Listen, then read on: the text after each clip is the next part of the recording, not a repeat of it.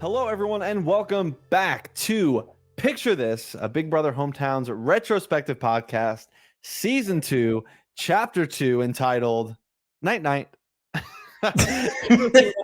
My favorite titles in the early goings of the Picture This retrospective podcast series. But we are back with the second half of BBH2 that will cover episodes 4, 5, and 6. As always, I am your host, Josh Consalvo, and joined with me, as always, like I said, is Mitchell Stokes. Mitchell, how are you? No. No, no, no, no, no, no, no, no. I'm good.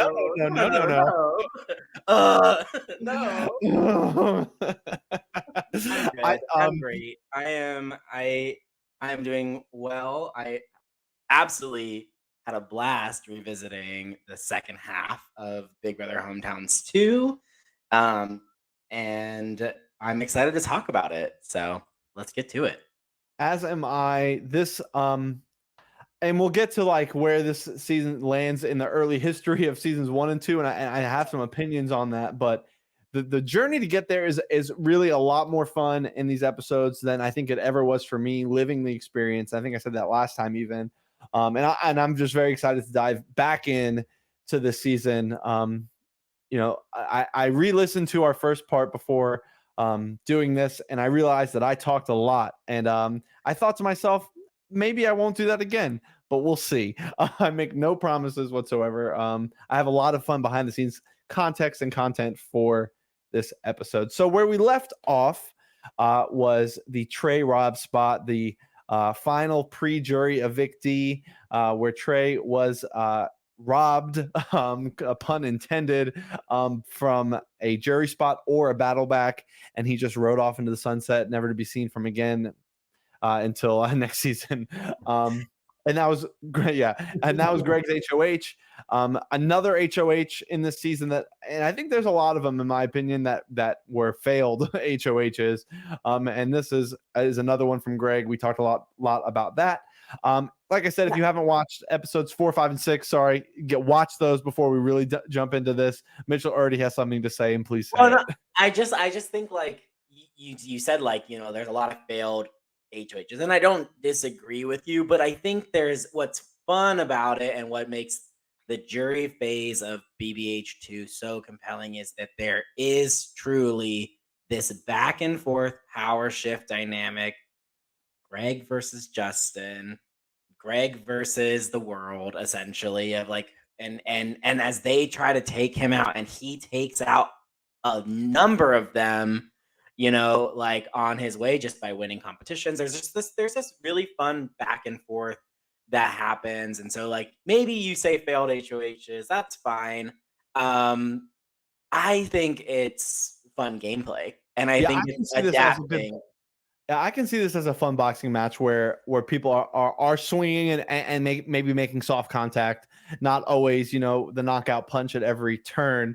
And it does give us some great moments while Justin and Greg, who are really clearly going head to head, stay in the game for quite a while. And so, I can subscribe to that. I just think that, Greg missed his target, and it was, his chance to get out Justin, like he said in his confessional, and didn't do it because he made some errors in judgment on who the pawns would be, how the votes would land, and how ultimately the 5 snakes were able to continue to hold on to power for a couple rounds here. But I do think, again, and I don't mean to play contrarian, but I do think like the gameplay is very high. And I think one of the reasons that I enjoy season 2 so much is that and I think I said this in the last podcast, but it shows you that you don't have to have the power to play like you have the power. And there's a lot of moves that are made down the stretch here where people don't necessarily have all the power, but they're able to get what they want, or to get a version of what they want that is still good for their game. And I think that's what's fun about it versus just like, like just one side getting dominated, or like you get the big target out. Well, sometimes you can't get the big target out. You have to take the little targets. So I think it's fun. I'm really excited to talk to you about it. And I think like you have an impact. Okay, I'm gonna jump into the beginning of episode 4 with Abby's confessional. You know you have an impact on the game, and I'm talking about Greg here. When a second round past your HOH, past you coming back in the game, and people are still like shaking in their boots over the fact that you're there. Like they're still shaking. They're still trying to like figure out how to respond. Like Greg, we're gonna talk a lot about Greg here because I want to.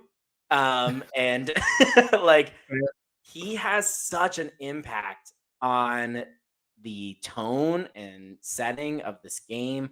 On he wins a ton of power. He has a lot of ability to make moves down the stretch here, and he's such a fun character. And he does it with a villainous smile and a cheeky grin, and people do not want to play the game with him. And it's fun. It's not like toxic. It's not gross. It's just fun. And I I'm obsessed with it. And he like even post his HOH. His HOH is over, and people are still like, "Oh my god, I can't believe Greg is in the game. I can't believe he's back." Like a whole round has happened, babes. I don't know where you've been, but like come on, like. And Abby hits us with a great line of, "Is this how the disciples felt when they knew Jesus was going to die?" That was so good. That confessional was so long, but every minute of it I was eating up, and it ends with just the most prophetic statement. Amazing. If I make it to final 3, I'll be fine. I'll be fine. Babes,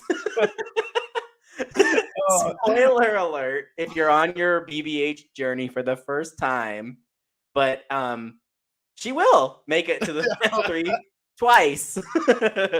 Twice, babes. Oh my god, I had missed that. I forgot that she said that the first, whenever last time I watched it, and I screamed out loud. I was like, oh my god. It's so good. It's so good. If I can at least make the final 3. Yeah. Oh, don't worry, Abby. Don't you just wait. Are you gonna tell her? Are you gonna tell her? Yeah, who's gonna tell her? I don't know if I can. Oh man.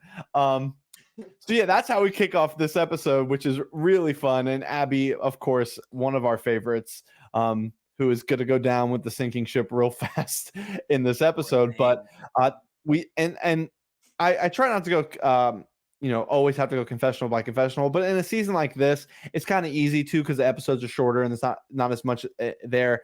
As we go, in the future seasons when there's a lot more content, might be harder to go, confessional by confessional. But we get a quick confessional from Gray here, and there is just, I love Gray, and he's not going to care that I, read him a little bit, because there is just this like, I mean, how great am I in this game from Gray? Like, he is just patting his own back at every turn he can in any capacity he can. In this case, it's, hey, I made the jury. Greg, he's got no votes to win. Like, it's the final, 9? Yeah. Like, why are we counting someone else's non-existent jury votes? And then he goes, this is going so well. And I'm like, babe, like, I don't know. I just have this thing where like, I always need plausible deniability. Like when I'm playing a game, when I'm doing a confessional, it's always like, I think this is what's going to happen. But anything could happen. And Gray refuses ever to do anything like that. He just is willing to live and die by this, like, I'm doing amazing. Everything is going so great for me. And yeah, that's about to come crashing down. Yeah, that's about to be done for Gray as well. A lot of people we're going to get through everybody here. A lot of people are going to get undone. So we then cut to our HOH winner, and our HOH winner is Trey Smith, which in theory, and I think we might have differing opinions here, but in theory here at the top, this is great. I think this is a great spot for someone like Trey to win HOH. Just if she's able to do with it what she hopes to do with it. And we pretty much cut straight to her nominations. And she says something that I find interesting.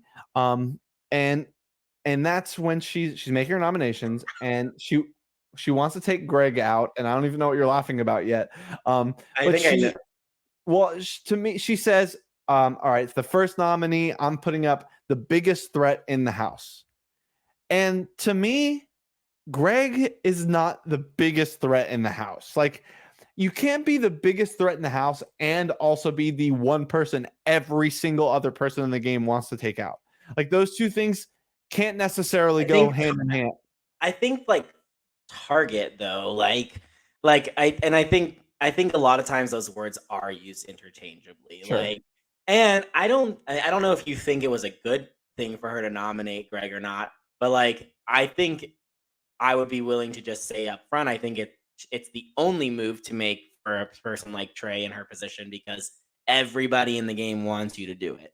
Like, and if you go against that, then you're tying yourself to that sinking ship that is Greg Wells. So I was laughing about the part where she continues to just not be bothered at all by Greg Wells, and she just has no time to mess with him because she says she says, "Well, somebody has to sit beside him, so Caroline, you can take your seat."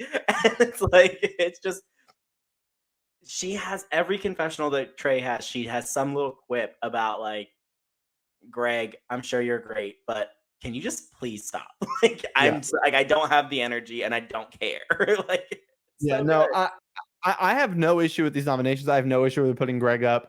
I think that like the read of him being this big giant threat, like, is interesting. I think everyone's just afraid. I mean, we've talked about this. He's that how afraid they are of Greg, and I get it because like he really is like he's a tornado, and you have no idea what he's going to do from moment to moment. So I have no issue with the going after Greg in terms of how this HOH goes. Um, that we then cut to Connor, who I think is constantly contextualizing his game very well and narrating his path to the end very well, even despite the high highs and low lows. He basically says that he's basically realizing how good it is for Greg to be here everywhere. Like, he knows Greg is really, if there was ever a shield for a person, the shield strategy is, it's not, I don't even know if this was like something that was talked about it, but it was just like Greg is the best shield for Connor right now. And is going to become even more of a shield for him when Connor has his blow up in a little bit. Well, But yeah, he also sorry, go ahead. sorry. You see Connor still reacting kind of to like his mess of an HOH. Like I think we said this last time, but Greg coming back was the best thing that happened for Connor's game. And think you still see him here, even though he knows he's gonna be safe because Trey is the HOH, like he's still trying to figure out how to sneak back in because he had really been thrown into the spotlight and Mhm. failed at making a move. So I think you see him. That's where he's kind of like looking for that person who could be out in front of him because he realizes how much he exposed himself um, just He the even round he prior. mentioned something quickly about Trey, like throwing the idea of putting Connor up as the pawn. And Connor, I don't know much, I don't remember much more about this, but like I have to imagine Connor was like, "That's a terrible idea," because it would have been, because it'd been very tempting, especially Right. since Greg does win the POV. Connor would have been a dead duck if he stays on the block. But that's an interesting thing from someone who like is your final two, like your absolute ride or die. And anyway, I don't give that too much weight, but it's something interesting nonetheless. Then we cut to Greg Wells winning the power veto, and I love that so much. Yeah, okay. You're skipping over the fact that you were What am wearing I a skipping? hot dog costume. Ah, I don't yes, like I mean, listen, I know this has nothing to do with the game, but I would like some context for sure. the hot dog costume. A couple things. One running joke. So this was around Halloween time, so that Okay, really yes. is what we're doing. I was at some youth function from my old church, and actually we were in the mountains. We're at a retreat, and they were doing a costume thing, and I had the hot dog. But throughout the season, every once in a while, I would pretend to make an announcement, and I'd be like, "Announcement forthcoming" or whatever I said back then, and then I would just post me in the hot dog costume. And so it became this running gag. And then so later on, it would be like, "All right, announcement forthcoming," and people would be like, "It's just Josh in the hot dog costume," and then it would be. That's So funny. yes, I didn't mean to skip over the hot dog costume, but I am wearing a hot dog costume. It's very important to me. Yeah. Um, No, I think you're right. Greg winning the POV, incredible. Great for TV because he would have gone out Yeah. so easily. And we see that the minute he doesn't win the POV or HOH, he goes out, in 4 rounds from now. So like, it's incredible TV. Great to know. He has a horrible confessional where everything he says is just easily poked. Like Oh, I'm the best easily. player in this game. HOH, check. Veto, check. Yeah. Can't keep me on the block. No, not keep. Not that one? Can't get me on the block. Oh, Which, can't Dave, get you me were on the literally block. just on the block. Also, I'm the best player in this game. You were the second boot. But, That is your favorite hill to stand on in the picture of this retrospective podcast. You did it with Lane. You'll do it with I will, Greg. and Next I will do season, it you'll do it with Quinn. and I will do it with Ryan Marston in season 6 when he evicts me in 7th place. But that is not important. We but it's a great confessional. Like, Yeah, I it's mean, fun. It's you super can't fun. you can't there are so many good Greg moments. Like, and this is like, for me, this is the Connor story, but the Greg subplot is Yeah. as good as it gets in this season. He then he then I can't, because he then, it's time for the veto meeting. He says, what does he say? Like, I didn't write it down, but he's like, how many times do I have to tell you I'm not leaving? I'm taking myself off the block. Wink. I don't know if you catch the wink, but go back and he hits you with a subtle wink at the very last second. And He's it's so good. very, He needs to be on TV, honestly. oh, he absolutely needs to be on Like television. he's one of those people that like his energy would just translate so well to television. But Yeah. Sure. I do appreciate too the follow up to the veto meeting with Trey's renom, and the first thing she says is, "Well, y'all really let me down with that veto." Yeah, as if you didn't play. Sorry. That was so funny to me too. Like, it's like Unbelievable. I just love it. I love it. She's so pressed about Greg. I love Yes. She is so very pressed about Greg. Gosh, and then we cut to like the renom of Abby, and by Abby, like she just gets done so dirty by this like inner tie alliance, like of people that are like part. There's the CKM people, and then but like truly she's not on that inner circle, and she's just Right. tossed out the door so badly. But here's where I have the biggest issue with Trey's HOH is why Abby. That doesn't make any sense at all. Abby is someone that is on your side. Like, I know that like there's a lot of people in Trey's ear, particularly Justin, particularly Gray, particularly mainly those two, and they keep. I guess those and Matt. I guess any of those three would have been. Emma would have made sense here. Like, Emma would have been the far more logical nomination. So I guess my question is like, because I wasn't there, but like it sounds like Abby is more with Connor, sure, and not with Trey. And Trey says in her renom that like she's gonna put up somebody that she thinks she would go home next to, which is a very valid strategy for playing Big Brother hometowns. Cut to Connor's confession of him saying like, I could have changed this if I hadn't been driving the whole day or whatever he said, but like whatever, like and that to me that tells me that Abby and Trey did not have a good relationship, that Abby's relationship was with Connor. And yes, she may have worked with Trey tangentially, but like she didn't have that relationship for herself. So I can't be like too upset about it when you have a bunch of people telling you something. You have this feeling that she'd get evicted over you. I'm assuming they don't have that much of a relationship together in the game. I can't be mad at it. I think you're right. There are better options. Yeah, I can get there. I think that's a good observation and a good way to look at it. I think the place I'm looking at it from is constantly letting these five Sure. But they don't know. Power. They don't know, right? Of course. Well, they don't know, but like also like Greg called it out. Like he literally called it out by name to the whole house. We do that. What you were mentioning, we have Connor talking about it. He's also backtracking a little bit in this confessional about Greg staying around and not being good or bad. But I think he eventually, in the future of this, realizes how good Greg is for his game. But I think he's probably more upset about knowing that Abby is about to go home here than really about anything else, and that's very true. And this is really what sparks Connor's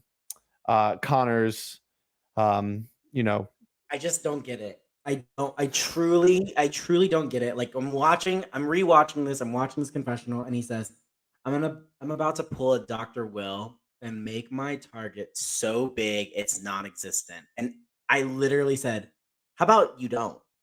Like, how about you don't do that? Like, that sounds like a terrible idea. Like, sounds like a terrible. Like, he's like, I'm gonna throw a temper tantrum. And you can tell how like irritated Connor is in this confessional about like the way that this round happened. And I get that. Totally get that. But like, you're finally in a good spot again. What do you mean you're gonna blow your game up? What do you mean you're gonna throw a huge temper tantrum? And then you're gonna be like, and it all hinges on Trey spinning this for me that I'm a goat. Like, hey, what?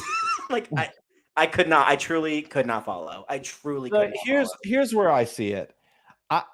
Connor was the person from day one that did his homework and figured out who knew who, what the relationships were, and then seeing that inner circle pick off the little people, as he says, one by one. He knows that, maybe he could be next, or like these people are not going to turn on each other. And he's like, eventually something's got to give. And he's like, Justin's got to go. Matt's got to go. Gray's got to go. Like they cannot keep, they can't keep doing this forever. Like, and that's what I think where his frustration is. Does he need to do all this? No. I don't think so. No. Does it work? Maybe. I think it's a bad move. I don't care that he goes on to win the season. I still think it's a bad move. I still think you should never, ever do anything to worsen your position by actually actively acting out. Decrease your target level by talking to people one-on-one. Don't cause a scene and cause drama to decrease your threat level, in air quotes for those of you who are listening on the audio. Don't do that. Don't do that. It's terrible. I still think it's a bad move. I don't care. It's results oriented thinking to think that it's a good move for him because he ultimately goes on to win. Right. I don't think he was in any danger. I don't think he was in any danger, even if he didn't make that move. So yeah, I guess I think I agree. And yes, it's results oriented, but it was a plan to his master plan. He hoped for results, so therefore he got the results he wanted. It's not 1 + 1 = 2 here, but it's not quite like it did not work, but it didn't really like. There's a lot to unpack, and before we really get into it, I do have just a small anecdote about Greg's eviction vote, which is funny, but also a little unaware. Where his eviction vote is bye Abby, which is really funny again. But it's like, why you want Abby out here? You should want Caroline out here because it weakens that side. But yeah, and he should know that. And he should know that. But I think he's just happy that he's foiled the people who want him out of the game again. And yes, agreed. So we do have the Connor master plan, which, like we said, consists of the temper tantrum, the fake quit, and Trey convincing people that he's worthless. I have gone through the record books and I have found the temper tantrum. Oh Jesus, I was not prepared for this. Okay, am I gonna be mad? Like I think I'm gonna be. I feel like I'm gonna be mad. Maybe. Let's just read it. Well, and here we go. So Connor's pissed, as we know, and he goes to the house chat because there were calls in the season and people did talk in that way, but a lot of drama happened in the house chat, which is funny. So Connor comes to the house chat and says, "Since people are shooting me down individually, I'm going to post this here." I guess he was trying to have this temper tantrum individually. Just saying, both Caroline and Abby are floaters in this game. So is Trey, Rob, that is. So is Marston. No offense, Caroline. I feel like I'm floating and have no one to hold on to. You guys are all y'all all need to wise up and get out the big players. If you think Greg is the only one, you're all idiots. And I think that's very true. I think that's a very good point. Is that if you think Greg's the only big threat in this game, like what are we Mhm, doing? Like it's mhm. not just Greg. Like it's I love that from him. So he says, if you think Greg's the only one, you're all idiots. A key word there. Yeah. Yes, I know this puts a target on my back. Vote me out. I don't care. Only one person can win this game. It's not a team sport. Get it together, dummies. This isn't happy-go-lucky unicorn funland. Oh my god. So, okay, we have a response. Our first response comes from Caroline, the person that has not given us anything, but she's going to give us something here. Connor, you are obviously unaware of the things going on in this game since I have been voted off the block twice, once unanimously. If I were a floater, as you are so claiming, Abby would still be here, or it would have been a much closer vote. Wise up, big fella. You and Greg Girl. are next. Girl, what? Yeah, come on, Caroline. Come Girl. on. What? That's you know what that is? That is when somebody says something so true that it hurts that you have to dignify them with a bad response. That's what that was right there. Like, because Connor's not, I mean, his pitch is not wrong. Again, I just think there's so many better ways to go about doing that than like, because ultimately and obviously it makes waves. I mean, he gets what he wants, he makes waves. Like the next confessional post Connor's confessional is Matt, who is very pissed. Like, Right. is very irritated and very annoyed by the fact that Connor called everybody idiot and dummy. Like, and I just, there's just, I just think there's better ways to have gone about it. Yeah. Connor But says a whole lot more here, but it's pretty much what he says in his confessional. And then we get another so Matt jumps in at one point in this, and Matt jumps in and starts being upset about the idiots and dummies or name calling, as Matt talks about in his confessional. So they start going back and forth about this, and Matt says what he says in his confessional to Connor. He says, "Connor, are you like?" If you're saying that we're not all making big moves, like you aren't making big moves either, because the one thing you tried to do failed. So like you must be talking to yourself too. And Connor's like, yeah, I'm also have been an idiot in this game and a dummy. And Matt's like, okay, just wanted to be clear that this also applies to you. It's a really, really fun little exchange. And then Caroline comes back in one more time after Connor does his fake quitting and saying, Josh says I can't be on the jury if I quit, blah, blah, blah, blah, blah. Caroline says, Connor, you're acting like a toddler. Giving up is such a cop-out. Yeah, it sucks that you can't trust people, but that's honestly, that's the name of the game. I didn't pay good money to braid hair and swap secrets. I came to compete and strategize. The fact that you didn't have enough foresight to make that your goal is your bad. At this point, I'd rather have Greg here because of your lack of fervor for this game is wasting my time. Vote me out, put me on the block, do whatever. I would rather leave for speaking my mind than playing the dang game than just sitting around and waiting to get voted out. Oh, come on, Caroline. Come on. Like, love you, girl. But I mean, you are in a comfortable alliance doing what you're told. I'm literally Doing what you're speechless. told. Connor's fighting for his life. Yeah, the fake quitting thing is not great and seems like a cop out and like you're giving up, but you have to see that this is all a ploy. You have like most people saw that in some Yeah. capacity. I'm literally speechless. Like, and it does contextualize, like knowing that she said that because Matt mentions her comments in his confessional about like, wait, she's strategizing. Yeah. Like, I thought she was Go back just under doing, the radar, Caroline, is what he basically says. Go back under the radar where you yeah. belong, because that's the game you've been playing. But like, and we see this when she is ultimately evicted. That event, like, ultimately she is like, they're willing to let her leave because they're like, well, she kind of has been This kind of undoes her sketchy. game. This undoes Caroline's game completely. Mhm. And we'll get to it because Justin takes her out. But he basically mentions this at that time. This undoes Caroline's game completely because she decided on this, random Monday afternoon, whenever it was, to pick a fight with Connor. Now Connor called Caroline out, so good on Caroline for, not just rolling over and just letting Connor do whatever. But at the same time, not great. She should have just kept her mouth shut. She could have made it a lot farther in the game, but Sure. maybe. But like, was she winning? No, probably not. I'm Greg- honestly, and I wanted. Hopefully, we'll get a chance to stop down and talk about this when we get there. But like with all these antics, I can't. Connor must have really articulated himself super well with the jury questions to like get this win because I feel like he's burning bridges left and right here. And Yeah, so I'll come out with it a little bit here with the jury of it all. So I was with Justin that night, and Justin ended up being the swing vote. I'm not saying that like I swayed Justin. I think Justin knew where I stood a little bit. I think Justin knew where I was, like what I wanted. I'm not saying that I swayed anything by any means. production interference that robbed Trey Smith of her win. You heard it here first, everybody. I think that Gray was very instrumental when Gray ultimately made his decision, because Gray wasn't with me at all. And I remember that night I was talking about with Justin, and Justin was very upset with Connor in general. And he knew he knew that I was like, he knew that I wanted Connor to win. I'm just gonna be honest about it. Like he knew that. I'm not gonna skirt around it. But at the same time, I remember there being a moment where Gray texts Justin and's like, "Are we voting for Connor to win this?" And Justin's like, "Yeah, I think we are."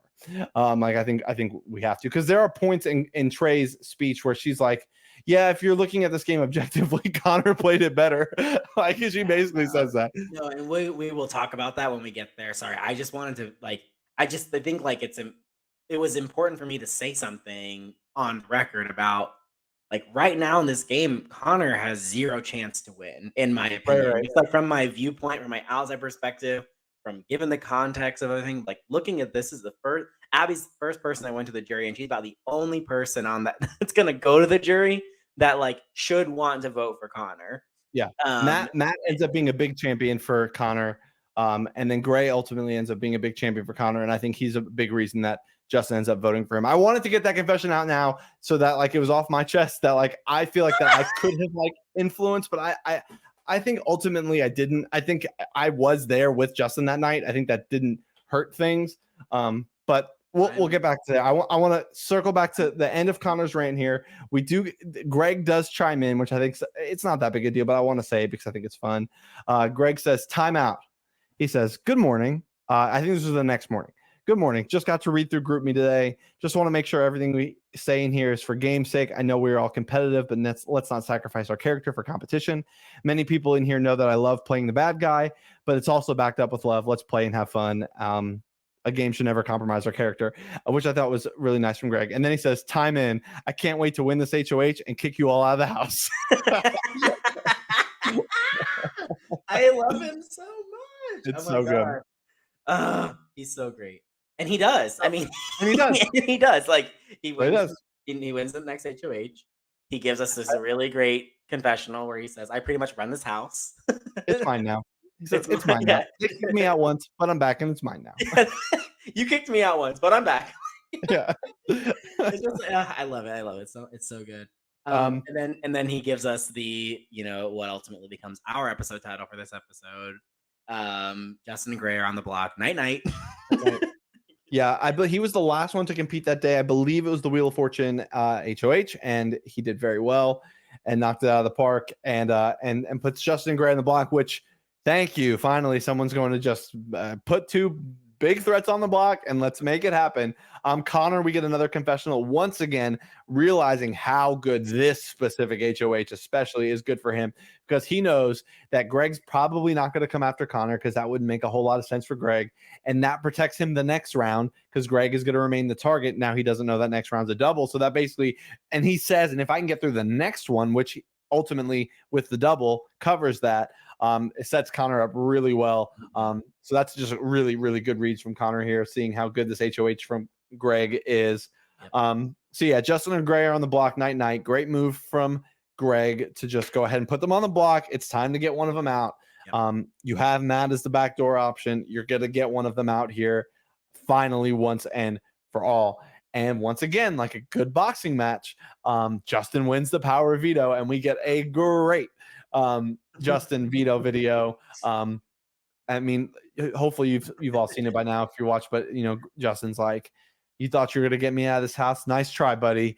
Something to that. And then he's like, "I'm taking myself off the block," and then like pans the camera around to Greg being, because they used to work together. Yeah. Greg's right there, and he says, "Boo."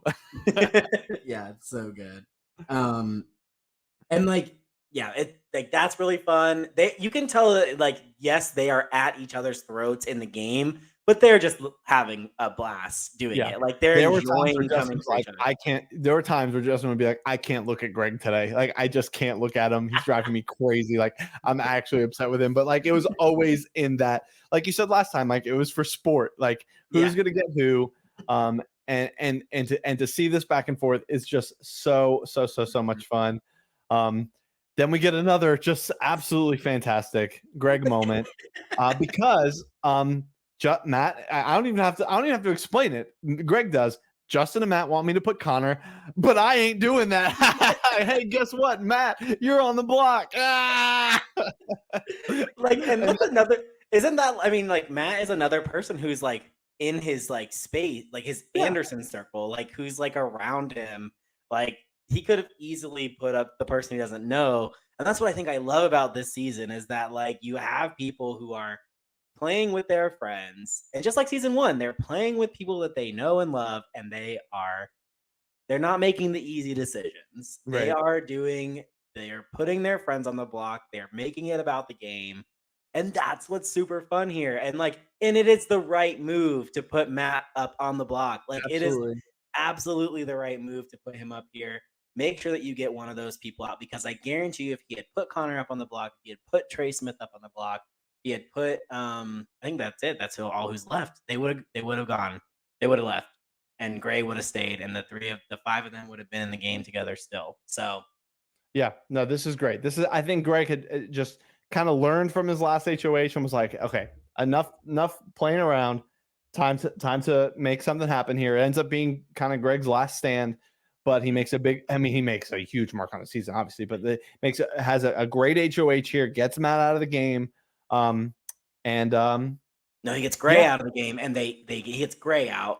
Oh, sorry, gets Gray out of the game. But I think it's important to stop here and talk about like that in the scope of what the Thai Lions ultimately was. Justin, who has a lot of power, is the big ringleader.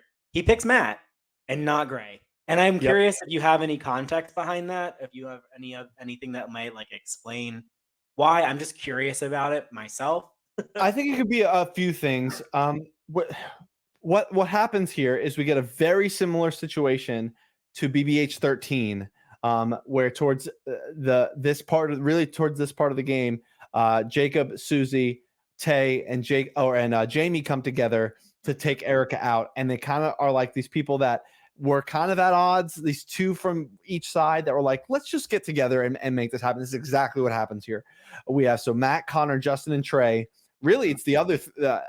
Connor's not really a part of the legwork that makes this happen. It's the other three to make this new group, to keep Matt around and to get Gray out. I think a number of factors are at play. If I'm looking at it on a game level, you have to see Gray as the bigger threat, and as the person that's going to probably win at the end, against a lot of people, and definitely is a threat. And I guess, maybe the locational bias that, Gray was not in Anderson, Matt's in Anderson. I don't think that it was like a who's my better friend here kind of situation. Sure. I think that it is probably mostly driven by game, and maybe Matt was just a little more present and a little more proactive and worked to make sure that he was going to survive this. And like, I'm also willing to bet that Justin sees this as a counterattack to Greg again, because he just tried to, his target was Justin, and I think Greg tried to mend something with Matt. It didn't work. Matt goes on the block and he sees those two as the immediate people that can punch back at Greg. I think those are probably the things. Gotcha. Yeah, I think it's curious. I just was curious. I think I think it's interesting to hear you say that Gray was the person who was like perceived as maybe the bigger threat. I could totally see that because I can totally see a world where Gray pulled off the two moves that we talked about in the first part of this, and then wasn't able to shut up about it. and probably took a lot of the bitter end. I'm not going to read them later, but during Gray's jury questioning, he brings up everything that Gray did. Everything. So just because he wanted to. Um, so yeah, so but we get a quick confessional of Matt freaking out before this alliance gets formed. Connor shows up kind of the last minute, picks up the pieces, realizing he's in an alliance, evicts Gray with it, and Gray is evicted. Yeah, and I think, I don't want to stop down over the Trey confessional that we get. I'm here to be Trey's biggest advocate. Um, she makes this confessional where she says she's moving towards Matt and Emma, and she's kind of moving away from Connor, which I find to be very interesting. And like kind of smart. She Right. kind of realizes, I think, that whenever Greg does leave, Connor will be enemy number one, and she's going to need a path. And I think this shows a lot of foresight for her. Um, she's in this new alliance with Connor, but she's kind of like, I don't know, like I need other paths and other options. And I just thought that was important to note. I mean, it does get her Emma's jury vote in the end. If it had been enough to get her Matt's jury vote, we would have been sitting here saying that this is where she won the game. Right. So, it's interesting. Yeah, and then we do get the vote confessional from, or I guess the vote video from Trey where she says, "I vote to evict Gray with a Y, but I wish it was a G." She's so good. She's like both like not pressed about Greg and it's like I can't So with him, but pressed. also is a little pressed. So pressed. Oh, that's so funny. But we lose Gray here, which I think is important to talk about Gray, the early BBH player, because we obviously are going to get a second iteration of Gray. What is your estimation of where Gray, the BBH player, is after his end of season 2? Fine. Like I think you can see in his confessionals throughout the first 4 episodes, he has great strategic acumen. He has great,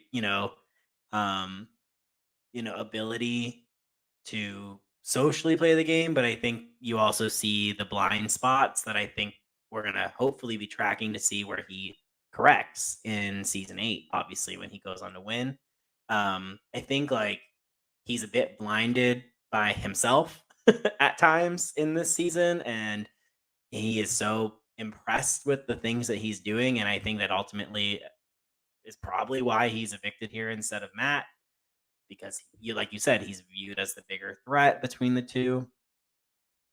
I wonder what Gray's path would have been, because he was obviously not as in with Justin as he thought he was. Gray, I don't think he won a comp. I don't think he won a HOH or a POV, so he probably couldn't have banked on that.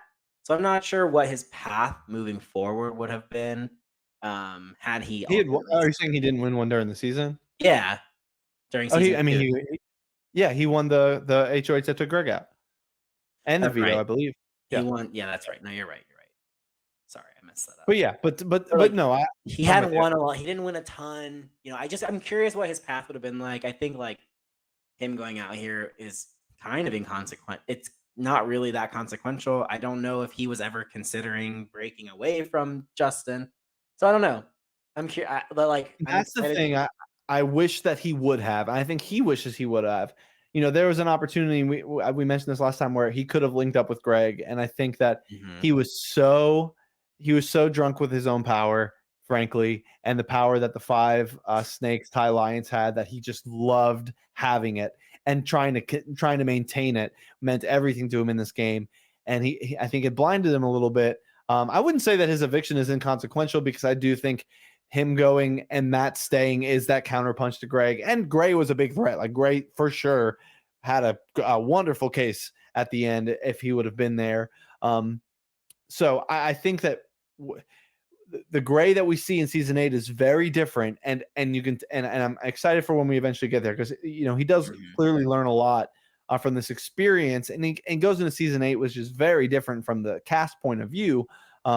And he does get to play with Connor again, which will be very fun to follow, when we get to that point. But I didn't know if Gray would ever play again after this, so I'm excited that we get to track this moment from Gray's story to an eventual winner story. So that's going to be really fun. Yeah, I agree. Shall we keep All going right. into episode 5? to episode 5. So yeah, that was all episode 4, which was the longest episode of these 3. So rightfully so. We took a little extra time on that. But we kick it off with Connor, who basically maps out his journey to the end once again. He's doing this over and over again in his confessionals. He tells his story better than anyone. And it's also because his reads are usually pretty good in them, even if his actions aren't always Right. the best in the game. He's in such a good position, one, and he's in such a good position to throw this HOH. He has no need for it whatsoever. He has a new shiny alliance that is ready to make the move on Greg and even Caroline to some extent, and and whoever, because the Five Snakes is kind of done at this point. And so I was thinking about this particular HOH, and I feel like everyone in that new alliance should have been throwing it, hoping one of the others won it, because it was the whoever lost this HOH and assuming they all stayed intact, which they do, whoever wins the next HOH, if it's from that group, is just in such the perfect position to turn on that alliance and forge their path to the end. But I think Connor correctly assesses that like he's made his bed with Justin, who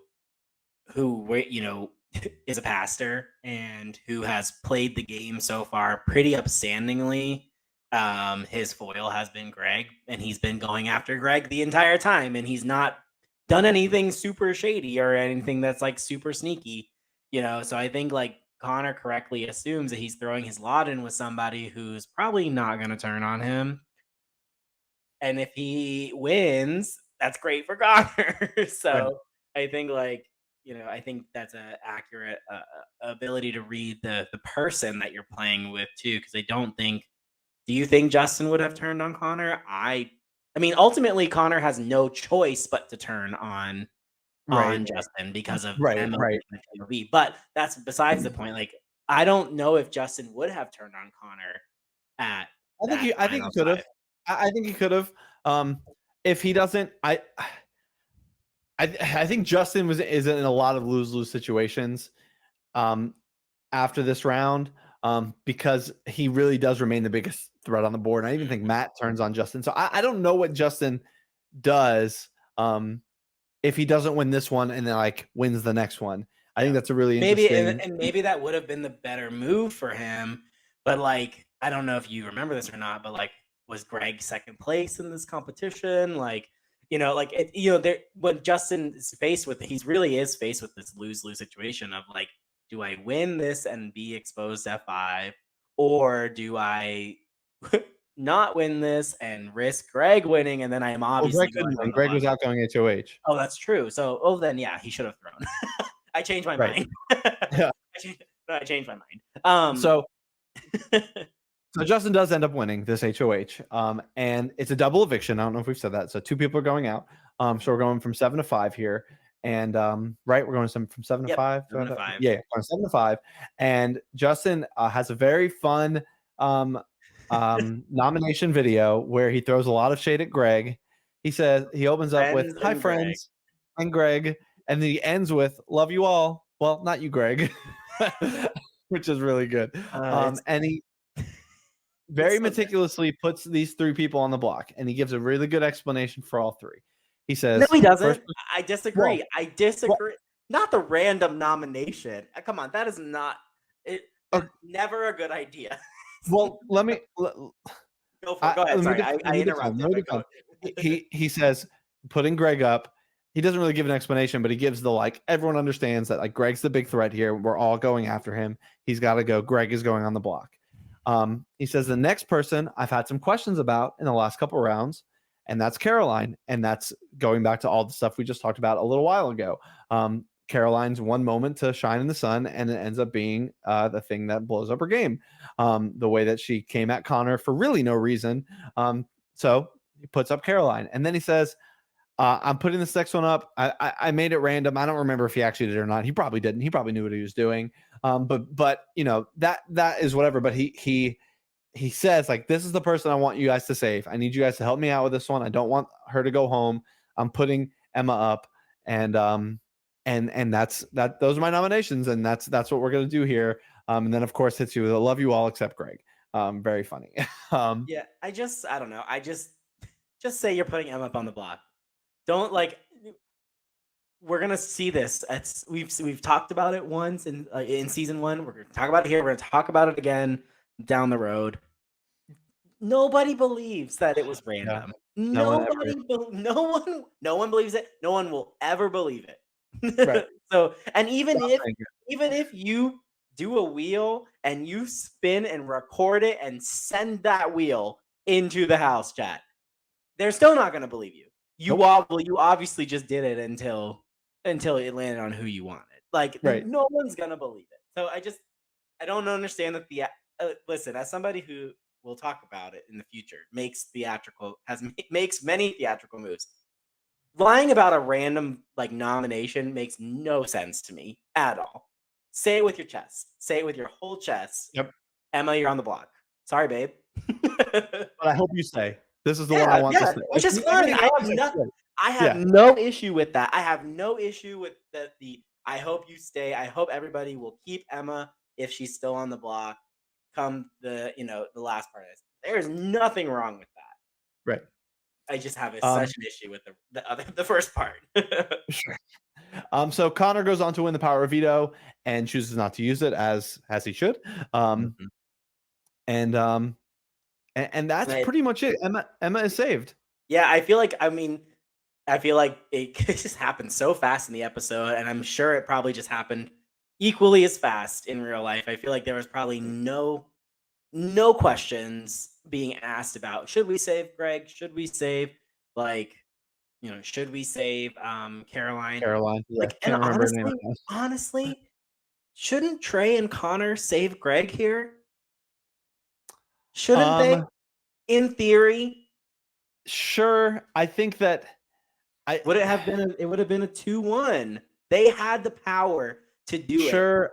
There's moments in the house chat where I wasn't going to mention it because I didn't find it important, but since you bring that up, like that Greg and Trey had some spat like in the house, and Greg said some things, nothing like rude or mean or whatever, but just like whatever, called her out. And Trey at one point was like, if you're going to call me out, I'm going to like at least respond back. So I don't think there was just any interest at that point. And I think that it would have been a great idea in Connor's mind. I think if it came out of his mouth, went to Trey probably shoots it down, and that's the end of it. That's fair. Like that's fair. I just think like, man, could you imagine having Justin and Greg at Final Five and how obvious it would be that they're gonna walk to the end? Like it's like there's no like unless they win out, but like you're just Connor and Trey, you're just gonna waltz to the end if they're both there at Final Five. But oh well, like it didn't happen. So oh well. Yeah. So we lose Caroline. Not much to contextualize there. See you, Caroline. Yeah, bye, Caroline. But losing Greg in the double is just absolutely hateful. So like horrid. I hate it so much. I have all the eulogies for this person. Man, I have never met him, but I absolutely am obsessed with him. He needs to be on my TV, and like I can't wait to get to BBH5 so we can talk about him again. And spoiler alert, I cannot wait until Big Brother Hometowns Winners at War. Whenever that happens, right? Like I have to imagine he'll accept the invite. But Greg, another person I'm very excited that plays again because he is very similar to Gray in a lot of ways.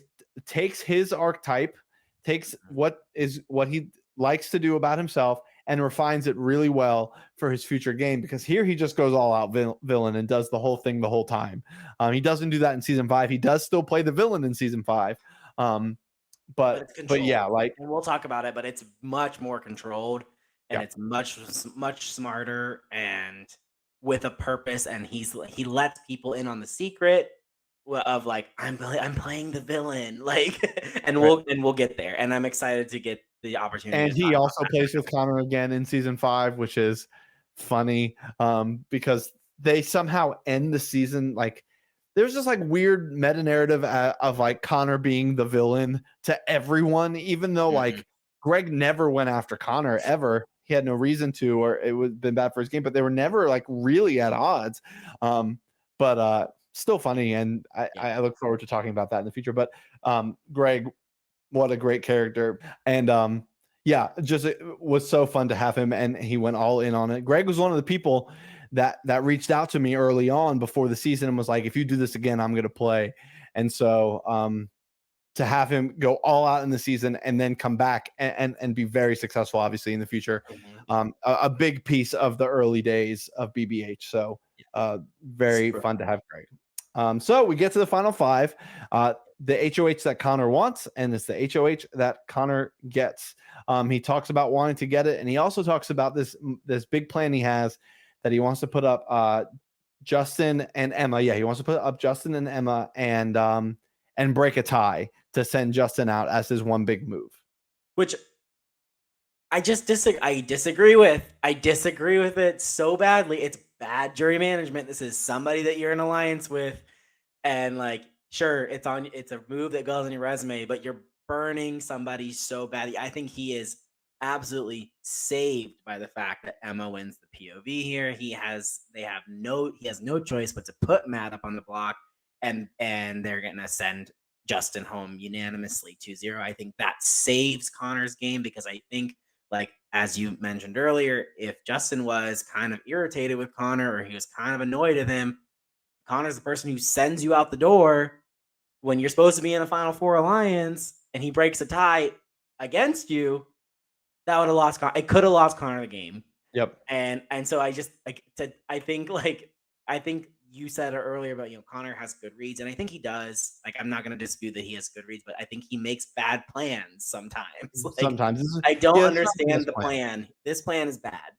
Yeah, I think he's just wanting to put the pedal to the metal a little bit here and do something flashy and do something big when he doesn't really need to. And he really is saved by Emma winning this veto because it would have been him otherwise because there was a tie if I remember what I watched today correctly. And so Connor was very close to winning it himself. Right. Doesn't, which is good. Emma takes herself off. Matt goes up. Of course, he's not going to put Trey up in this spot. And and the blood's off his hands because at Final Five, Yeah. like there's only so many options. There is some decision making, but everything he does here is logical to everyone that's in the game. Nothing is crazy. And nobody's Even mad. even though Nobody he says leaves like these mad. are random nominations, and that's not the case again. Whatever. Yeah, nobody leaves this situation, this round, upset with Connor for the way that he behaved and acted and made decisions as the HOH. Yeah. And that ultimately is so good for him. Yeah, I wrote down that this is pretty much a perfect HOH for Connor. Yeah, despite him trying to find every And way to mess it up. But sure. yes, yeah, in theory, yeah, sure, fine. Yeah. I want to take a second, like, and talk about Justin here, Yeah. who was. I'm curious your opinion because I think obviously Justin is one of the driving forces of the season. He's a great player. He has great strategy. Do you think that Justin would have been as successful as a player if he did not come in knowing so many people in the game? If he were to be dropped into another random season of Big Brother Hometowns, would he be equally successful? I'm curious because I think the answer is yes, but I'm curious your opinion. I also think the answer is yes because I think Justin is just very good, has a naturally charismatic. He's a great thinker, Yeah. and so he's very thoughtful and intentional, and he'll connect with people quickly who will think that he's listening to them. He has a great mind for strategy. He understands all these things. If he were to dive headfirst into another game, I think that he has all the tools to be very successful. Who knows what actually happens, but I think that Justin is as good of a player as he showed here. Mhm. I don't think we ever see that world where we get Justin back, No, unfortunately. I don't. Maybe one day, maybe, probably not, but Mhm. but highly unlikely. So, I think I wish we had more confessionals from Justin throughout the season. Justin's one of my closest friends, but he called me a lot throughout the season and basically gave me a ton of live confessionals over phone calls that I wish Right. that we had, access to just to go through what he's thinking. Cause as the viewer would probably have even more of an appreciation for the game he played. Cause he really did play a super strong game. Like I said last time, like Justin was these people's head of household. He was their authority figure. Yeah. A lot of them going in, and It's not easy to play the game as the head of the alliance. Right. as the figurehead. It's not like everyone thinks it's like super easy because like, well, you're the leader of the dominant alliance, but you're also the most visible person too. And it's hard to manage and keep your soldiers in line and to keep your team together. And I think he does a really great job of that. We never sniff an instance where people are thinking like, why are we letting Justin walk through this game? Like we Right. never get an instance of anyone thinking that they should turn on him. And that's really difficult to keep all those people in line and I think there's probably some combination of like him and Matt and Gray working together to keep all that together and once There's Gray that one goes. alliance way back when where Matt basically says like, I'll be ready to take Justin out when the time is right. And really, I thought that time should have been sooner for Matt in real time. Yeah. In retrospective, I think that this is the perfect time to take Justin out because you get Yeah. him out Yeah. and you're Fair. still in. Like, and it's deep in the game. Like, Yeah. And it's I Final also Four think and this is Matt. you're a competition away, Matt, from potential from definitely winning, I think. So, um, Well, he takes that next step right here, and he wins the Final Four head of household as we go into the finale episode.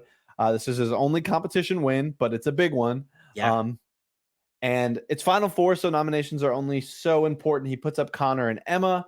Yeah, Um, but it's your safety. That's ultimately the thing that's the most important. yeah. His Oh, for safety in sure. the Yeah. final This. three, like Connor and Trey, like if they wanted to take him out, they can't. They can't. So Yeah. I mean, yeah. Matt is literally one competition away at this point from winning the game. Like Matt wins the game if he sits at the end. mhm, Period. At the end, no chance he loses. yep. Um, puts up Connor and Emma, and Connor waltzes into that Final Four veto. Knows he's done his studying. Matt had done his studying too. I remember this.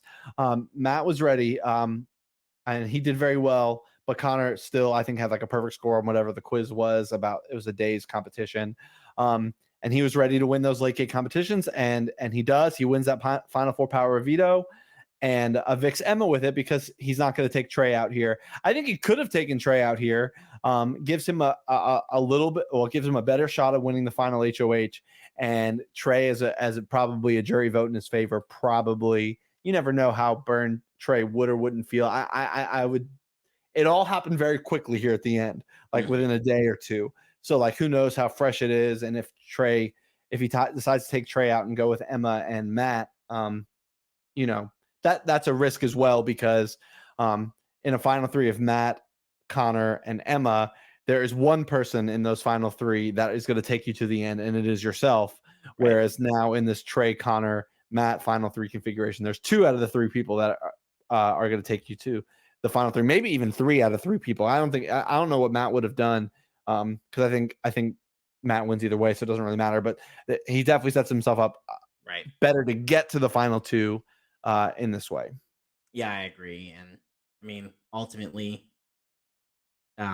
it's the right decision because Trey does win in part three. She wins her third HOH. She ends up taking Connor with her to the final two and evicting Matt here. Um, someone who like it took me two viewings of BBH2 to like appreciate the game that he was playing and you know I think you're right. I think he wins. And I wonder too, like, does he win because he has friends on the jury, or does he win Yes. because he played a good game? I think both. I think one helps the other. He does play a good game. Like there's no doubt about that. He's in this alliance. He's in the middle of it. He's not on top of it. He has no need to win any competitions, though I think he just was losing a lot of them. But that's Right. whatever. And he does have friends on the jury that are going to vote for him at the end over either the other two people. And right, wrong, or indifferent, like he was going to get those votes at the end. And yeah, it takes. I think it takes me having lived it and then watching it back to appreciate the game that Matt played. Mhm. Matt actually, and maybe we'll dig this up for the season 3 podcast, but Matt, came on streams a lot with me during season 3, or at least once or twice, and in season 4, actually, I believe, to talk about the game and analyze things. So Matt was really invested in the BBH world in the really early days, and he was really close to winning. I think he would have been a another really fun winner. Yeah. That I think there's a I don't know who I was rooting for Connor, but I think that I would have been really thrilled if Matt had Mhm. taken it home at the end here, because he does play a really strong game, and yeah, just loses at the end here. Yep. Happens all the time. Cut short Oh right before you get to the end. You probably would have won. Um, yeah, so this is where I'm gonna need you to like provide some context for us because in the early days of BBH, we did not have the live finale, so you don't really get to see a lot of the fight um, for the jury votes. We really just get these like minute and a half little segments from Trey and from Connor, and honestly, they're just both so bad. Like they're yeah, just and no one paid they're attention, and no one paid attention to either of them. right. Yeah, they're both honestly so horrible. I'm not even gonna dignify talking about how bad they are because they're just trash and they're terrible. Right. And Connor, especially because Connor's just tired because he had just done the rapid fire in chat jury questioning, Right. which I'm so glad this is the last time we do that. Yeah. Truly. I think it Um, I I get it. I get it. Like, but it's also, I mean, you're doing a confessional, you're making it's your final pitch. It's like, right. I get it, you're tired and you just answered all the questions, but like, it's your final pitch to win the game. And Trey literally talking about like, I'm not gonna complain, and Connor played this game so great, and like, oh my Right. god, I was like, Trey, you could win. Like there is a world where she wins this season. Right. Like there, like she could have had it in her grasp, and I like her and Connor played the game together. She didn't make any enemies, and he made all of the enemies. She should, in theory, should have won. Right. Um, The, and the, I yeah. need the context. I need some Yeah. context, Josh. Explain to me why Trey did not win this game because I Yeah. feel like she should have won.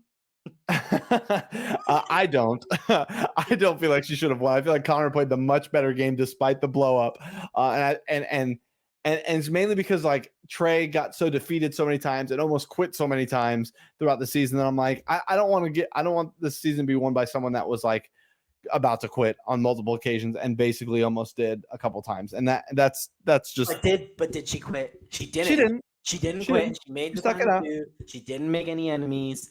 She Um, had 3 HOHs. She took out big threats. Like, come on now, Josh. Like, she took out Abby. she took Please. a big threat. A big threat. um, the one thing I want to say about Connor's video that is cringy, because you can tell he's just exhausted. It's like thank you guys for voting for the person that you think played the best game, aka thank you for voting for me. It was me. I played the best game. It was me. It was me. That's All what he's so doing. bad. Like he's like, thank God that you guys aren't bitter. Like he's Oh just my saying this. gosh, He's I just know. speaking it into existence, hoping it's real because they were bitter. Like there was a lot of bitterness. So the jury questioning, I read through it today. I'm not going to go through it because No, that's fine. it's Big a lot. points. Yeah, give me It's the big points. interesting, but also sort of a mess. There is some bitterness, and Gray was constantly talking about how great Gray was. Like it really was. Gray talked about the move at the double eviction. He talked about the Greg blindside. He talked about all the things.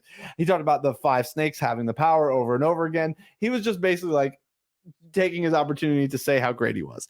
And there was like a lot of bitterish questions. It kind of came out that like a lot of these people didn't know Big Brother history, but like it kind of came out that Connor's strategy of the blow up was like modeled after like the Dr. Will, the Dan's funeral, those kind of things. Right. And they were like, so why did you just like copy this strategy? And like Connor, and then Connor like did this thing that people didn't like, was like, I model my game after all my favorite Big Brother players, such as names Big Brother players over and over, and everyone's like, ugh. Yeah.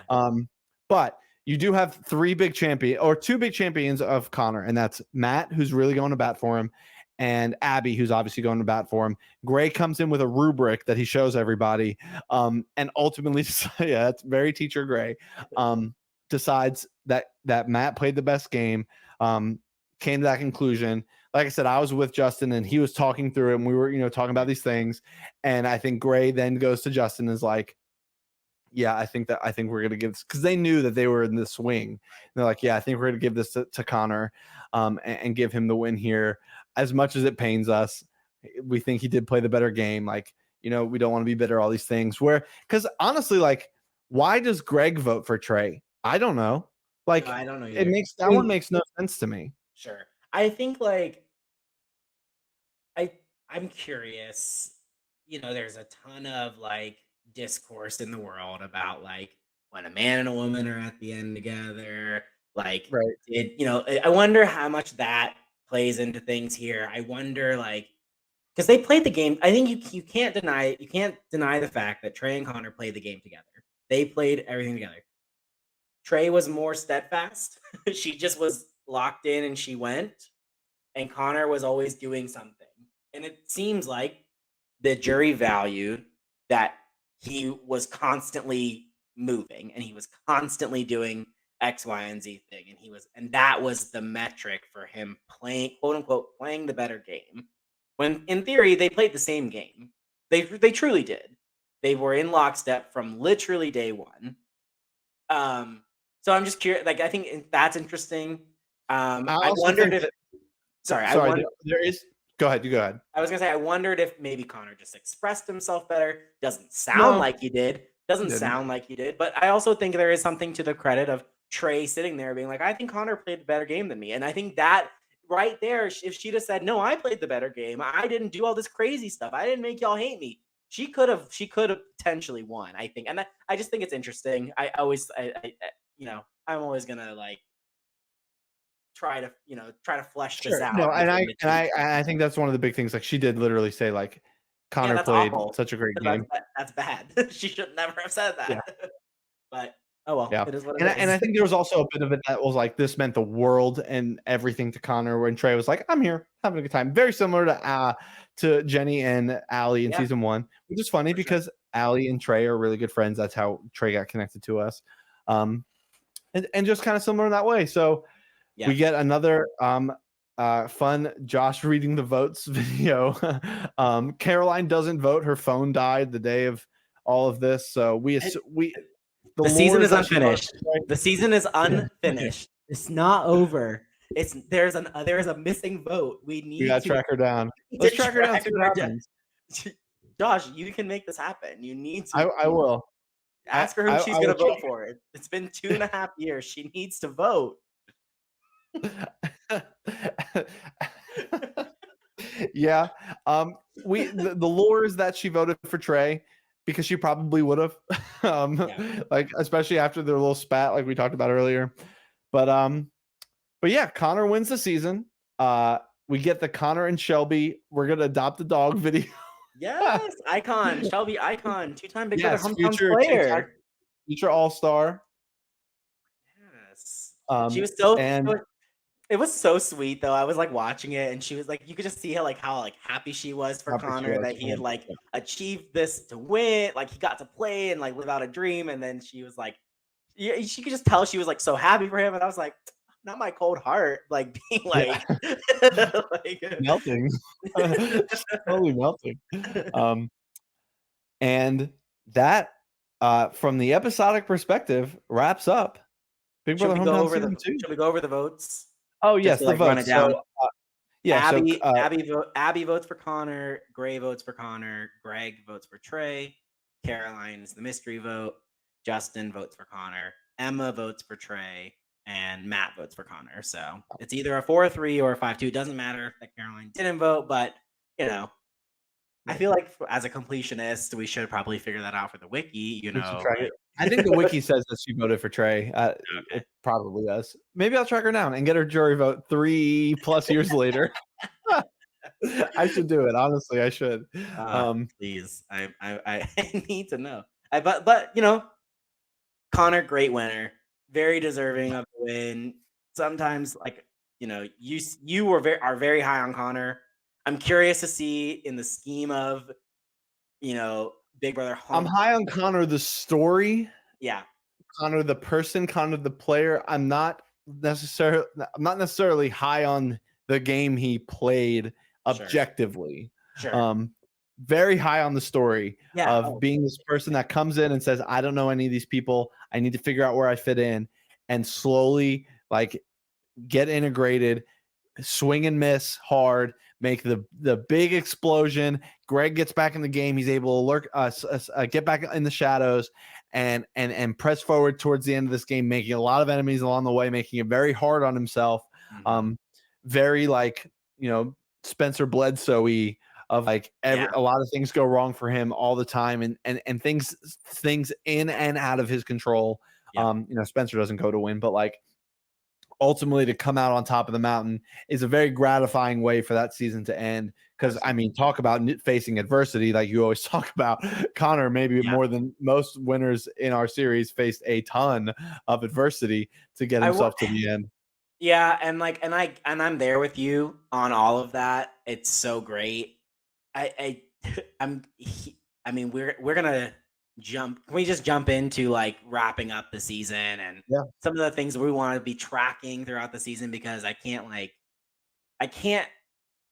say what I'm about to say about what you just said without kind of going there. Connor's getting second in my winner rankings Yeah. Same. by it's not close. It's not Yeah. close for me because he makes his path so much harder. And I think that's what, like, yeah, he was in adversity because he put himself in that adversity. Right. Like, and I don't think that that's good gameplay. And it's fun to watch him overcome all of that. It's fun to watch him, ultimately become the winner of this game because it means so much to him. He's a great narrator, all the things that you said.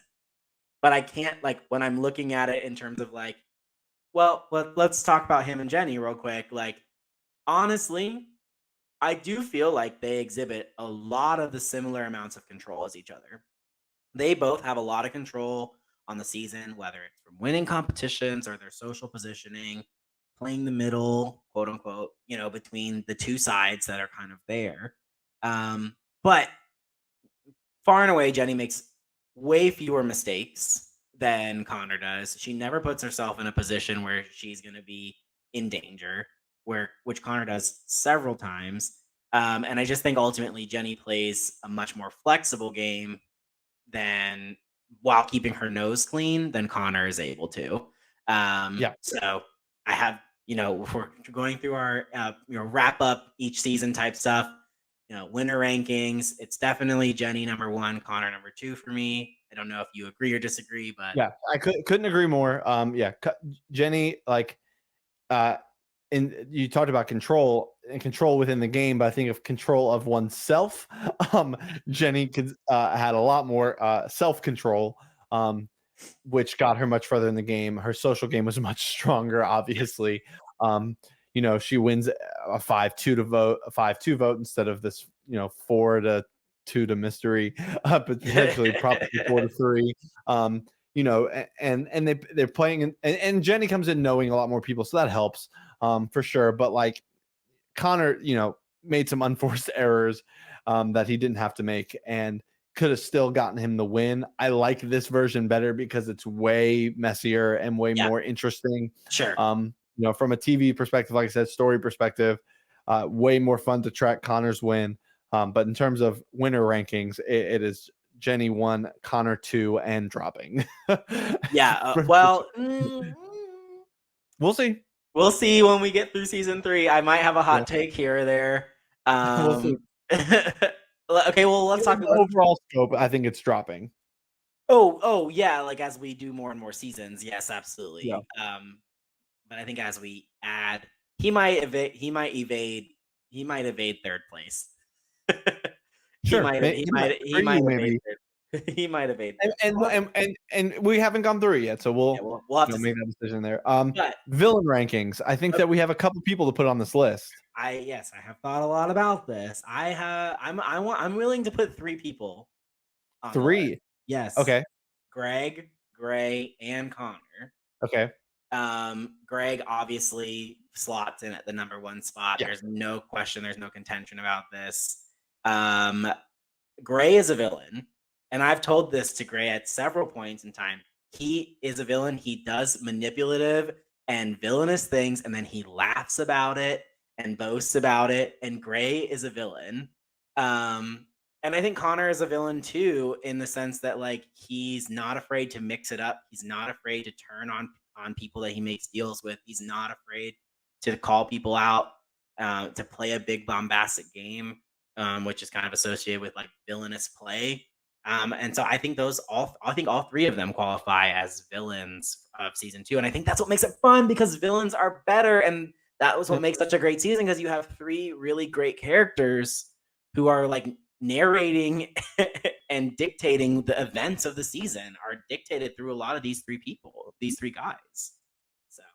So, where do they slot in? Last season, we only put Ashton on the list. Yeah. So for me, for me, the ranking is Greg, Ashton, Gray, Connor. Ashton to me is like she represents a good villainess because not only will she like do manipulative things in the game, but she will go to her diary room and she will read you to filth as well when you're not there either. And maybe you could make a case that her and Gray should be switched around, but for me, I love a good villainess just as much as I love my villains. So I think for me, Ashton is number 2. I mean, do you feel differently? I think I'm okay with that being the list. I can maybe, yeah, I think that's ultimately it because I think Gray fights his villainous side more than leans into it, and Ashton leans into it a little bit more than she fights it. And Greg's number 1. That's no question. Yeah. And kind of same with Connor. So yeah, I like this Greg, Ashton, Gray, Connor. Yeah, I think eventually I was thinking about this today. I'll probably just do like the top 10 villains, and then we'll kind of like slot in as we go. And so I eventually do think Connor will get bumped off this list. I think Gray will probably get bumped off this list. But for now, they're there in the 3 and the 4 spot. Let's talk about the season now. Yeah. Now that we've done 2 seasons, I think we both have been on record saying that we think season 1 is better than season 2. Does that hold up for you? That's an interesting question because we've really done the deep dive here on both of them. And while I think that both of season 2, it has a lot of good, I still think that I would prefer season 1 here. I think season 2 is going to hold up higher as we go through this than when we did that season ranking podcast forever ago. Mm-hmm. But I still think season 1 is better because of one kind of main thing, and I think it's because the season is narrated better in season 1. That's one of the things. So you have more people giving us more than you do in season 2. Like, there's not a single Emma confessional. There's not a single Caroline confessional. There's not a single Ryan Dean, Devin, barely any Ryan Marston, which is a shame. There's very little Justin, who is a big player in the season. There's so many people that we don't hear their stories from that it's hard for me to look at the season as an entertainment piece and say it's better than season 1, where you have Jenny, Allie, Lane, Chris, Bradley, Ashton, Sarah, even Ian, even Tyler a little bit, Tucker, these people all that gave a lot to the context of their story that you don't have here. And the gameplay is stronger in season 1. Ultimately, a lot of people, it's a little less messy, which isn't necessarily better or worse, but I think I like it a little bit better if we're comparing these back to back. What about you? Yeah, no, I agree. I was actually very high on season 2 when we did that season ranking podcast back. I think it like actually slotted right behind season 1 for me. If not like within my top 4. So it holds up for me. Absolutely. Season 2, it holds up. It's such a fun ride. But I think ultimately I do agree that the gameplay is a little bit higher in season 1. I think there's a little bit fewer mistakes from the players. I think a lot of them are playing with such good self-interest, and I don't always necessarily see that here in season 2. Right. I think it's super close. Sorry, what were you going to say? Well, I was going to say, I think that like you have almost 12 out of 12 people in season 1 playing in their self-interest, and here you have this group of 5 that is just determined to stay this group of 5 because they really are excited about the hoodwinking they're doing over the other people. Yeah, no, I agree. Ultimately, though, I think it was a closer decision for me than ultimately I thought it would be. Like I thought far and away season one would be better. But I think they're like incredibly close, and I would expect these two seasons to sit here at the top for me for a while potentially, until we get down the road a little bit further. But I do expect them to kind of pair together as like back. I don't expect anything to come in between them when we get to some of these other rankings. So, but Yeah, yeah, season I two think super fun. I think I could agree with that in terms of where they're probably going to sit in history. But hey, who knows? Like, we're going to do deep dives on this whole thing, so who knows what how we'll change our minds as we really I'm fine I'm tune. excited. I'm excited that season two sits a little higher for you after deep diving and after rewatching it. Because I remember when we ultimately did the season rankings podcast, everybody was like super low on season two, and I was like, absolutely Right. not. Season two is so great. It's so fun. Um, so yeah, I'm excited to hear that.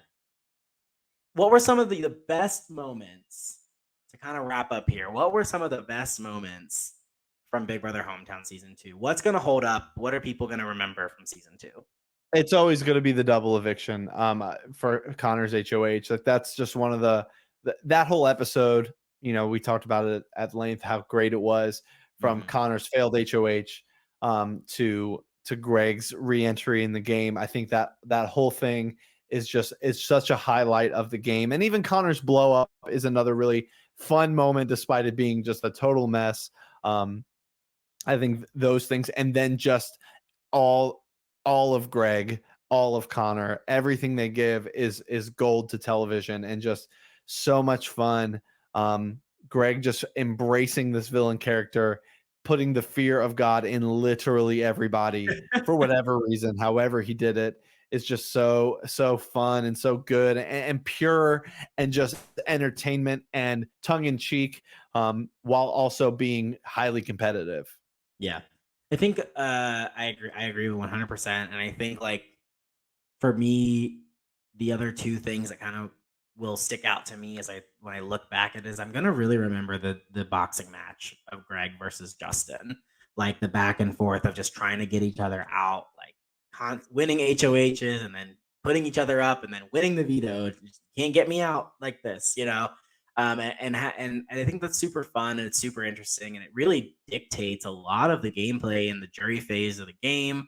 Um, so I think that's really fun. And then I think, like we've said, this entire recap, the way that Connor narrates and articulates his story, his winner's story as a product itself, the fact that like sitting in at the beginning of the season, he's saying like he's articulating all these things that for rounds and rounds down the future without, those were done in real time. This is not something that he retroactively went back and recorded these confessionals for.